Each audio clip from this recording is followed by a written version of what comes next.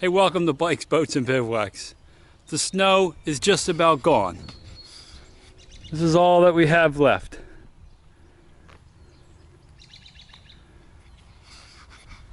So it's time to get the camper out and get her ready for the season.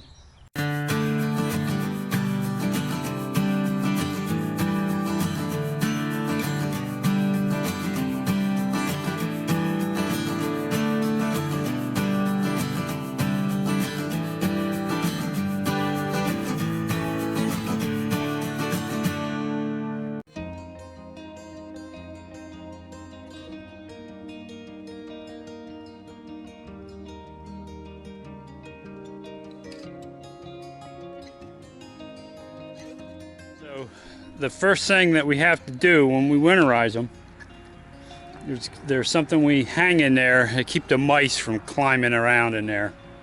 Because the garage, you know, it's not an airtight garage like a house, and there can be mice in there. And in the past, I've had them destroy things in the garage. But I saw on a recent video from S'more Camping with the Shrags, that they use peppermint oil and cotton. So I might try that for next winter, and for, you know, when it's in there for a while. But before we can go in and do anything, we have to let this thing air out. So what I'm going to do is I'm going to open up the back, go in there, take those hanging rodent repellent bags out of the unit and turn the max air fan on so that we can exhaust all those fumes out of the trailer before we start getting it ready. So that is job one. It's hard to do that one-handed.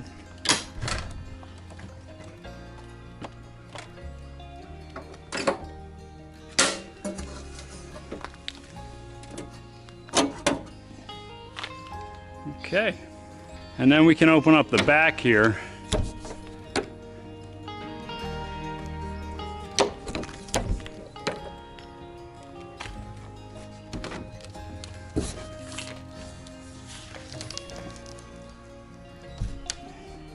I have two fans in here.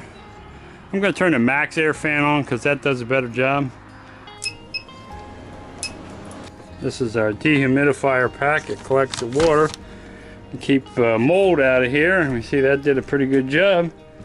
Okay, first thing we got to do is make the beds. Now, this came with the teddy bear mattress, and then I put foam underneath it to make it more comfortable, and that works really well.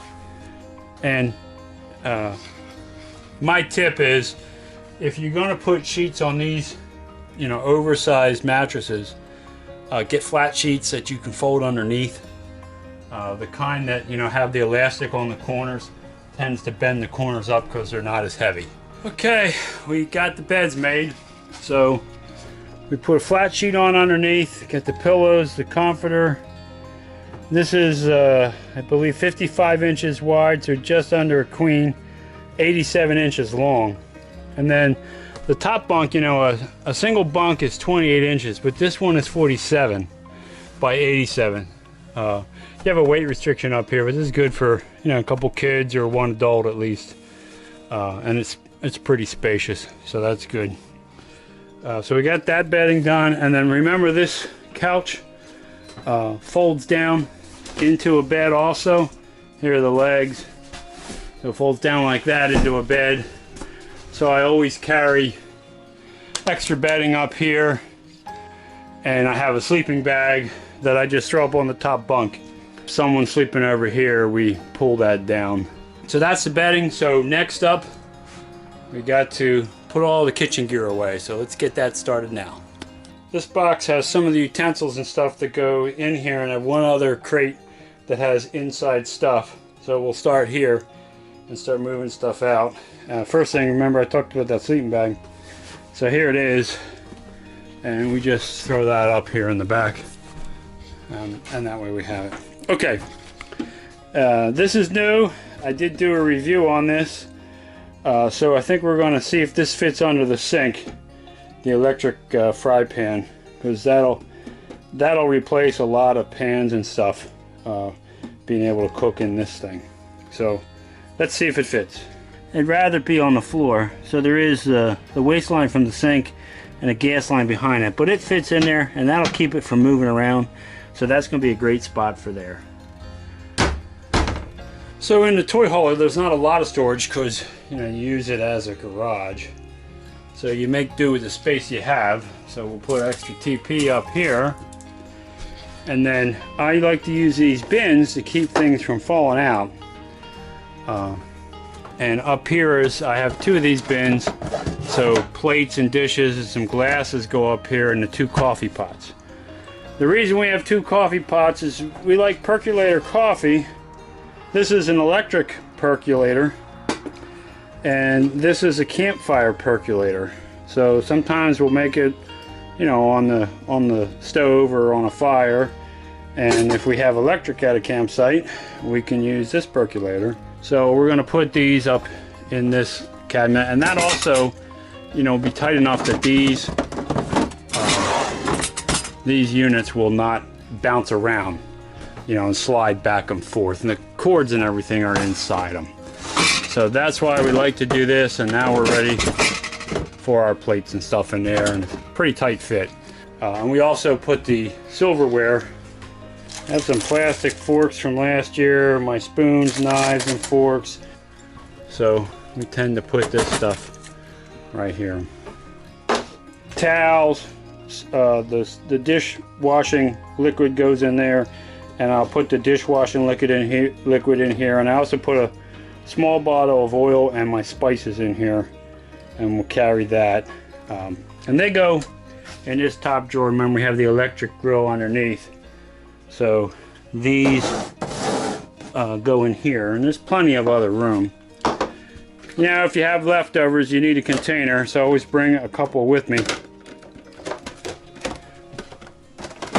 They'll go in there.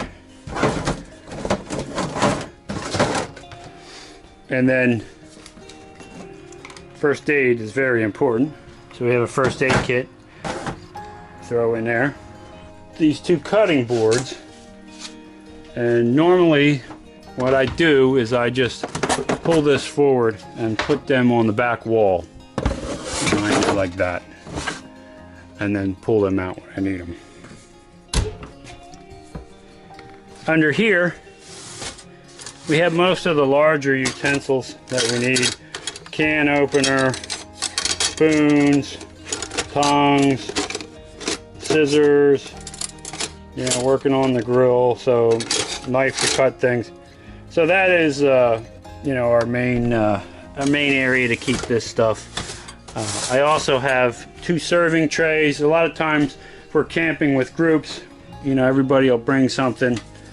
So I have these 2 serving trays, and I put them behind it, and of course that keeps that from moving around.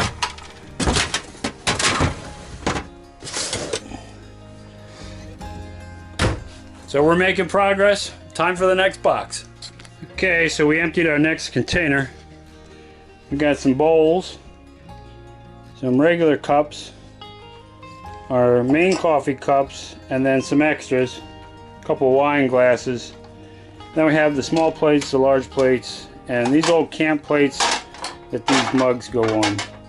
That is the extent of our plates, etc. So you'll see they fit right in here like this, and so then they won't bounce around. And we can also put some of the mugs here if we want. We've got a couple in here. It's all about using that space where you can. So there you can see that is now ready to be put up top. So let me get the next one. Here's our second bin from up there. There you can see it. We'll put these plates in, and we can probably fit these bowls in there like that. And we might be able to get this extra cup down there. And of course, The wine glasses will fit there. Okay, so that's all full, so let's see where we're going to put the rest. I think we can put our 2 main coffee cups right here in the front. So that fits nice, and now things won't move around, so that's good. I think if I move the first aid kit to the back, they're going to fit right in here. Look at that. And we can put those cups. Well, we can put those cups in here. Okay. All right. So all of our interior stuff has been put away. Now you see this empty container. When we go on a trip, that's where I put most of the dry food, you know, like cans of stuff and any dry food, bread, that kind of stuff. So we're pretty much ready inside with all of our materials now.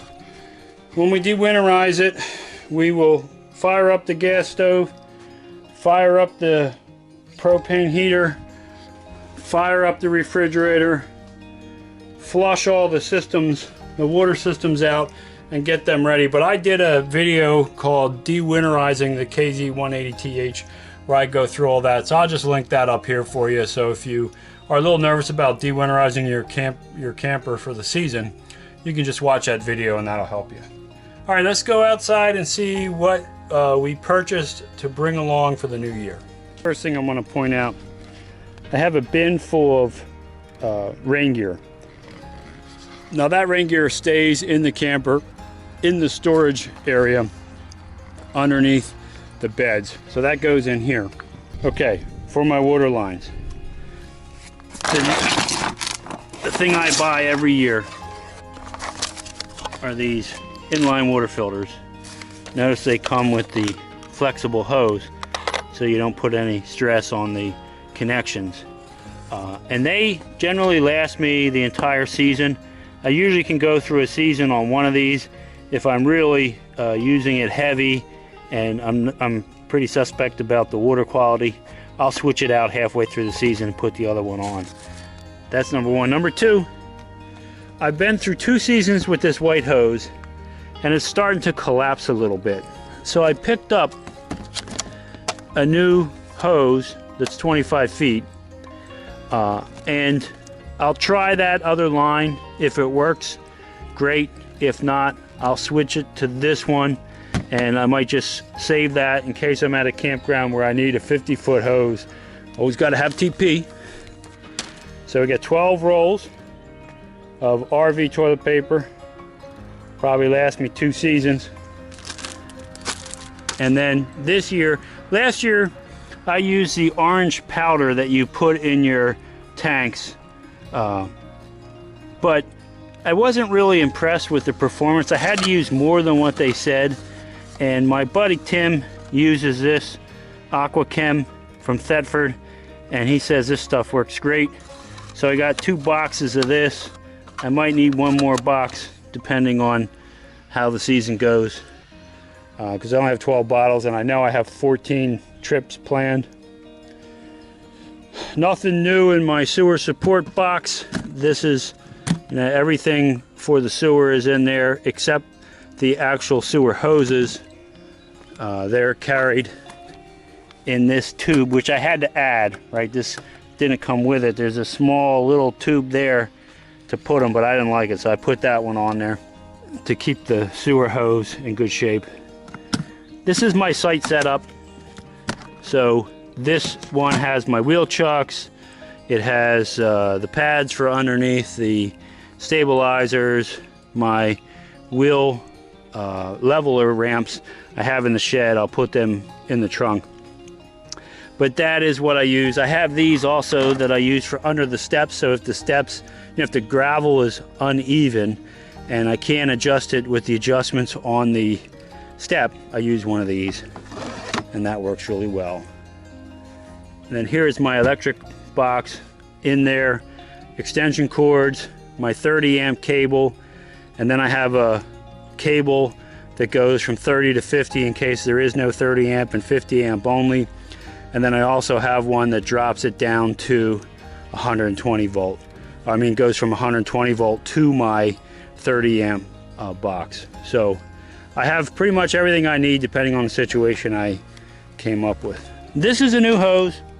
This little Coleman grill I use a lot, but it takes those little green containers. They're right there, those little green containers. And you know, they're expensive and they run out all the time. So this has the green, the connection for the piece that goes into the Coleman stove. So instead of screwing this onto a little green container, it has the end to go to my 20 pound propane tank. So I can hook my 20 pound propane tank directly up to the Coleman stove. Now, I have, you know, the tank right there, and I don't grill up here. But I always carry a spare propane tank. So if that one goes out in the middle of the night and I'm running the heater, I can use it. So I separated those containers into you know, the port and starboard side. So we see over here on the starboard side, or the fun side of the RV, the leveling ramps, the sight setup box, which is the first one I pull out. We'll also put the Coleman grill on this side. So let's get all that stuff in there.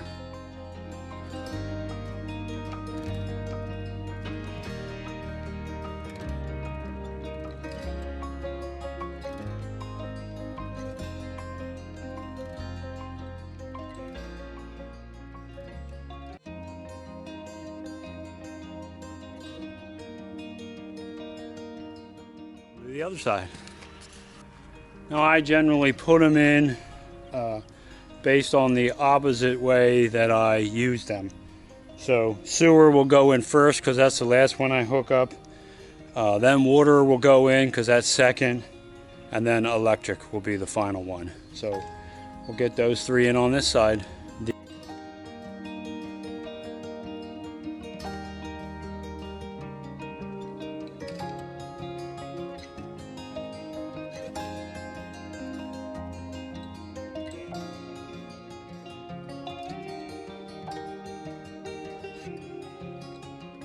See, everything fits in there well.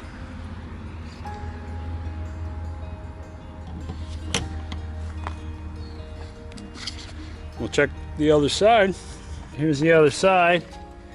And you can see everything fits great.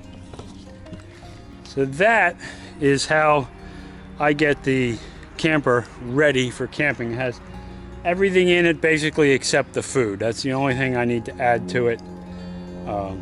You know, the chairs and that kind of stuff I always throw in the back of the truck, so I don't leave that stuff in there. And if I'm going somewhere where I'm going to ride, I roll the motorcycle back in on my bolted on system, and we take one or two of the bikes with us, and the kayaks go in the truck. So it's ready. If you found this video helpful or you enjoyed watching it, consider subscribing to the channel. It's free and it helps me out a lot. If you ring that bell, you'll be notified every time I put up a new video, and also give the video a thumbs up. That helps too. But more important than all that, go have some fun out there. Thanks for watching.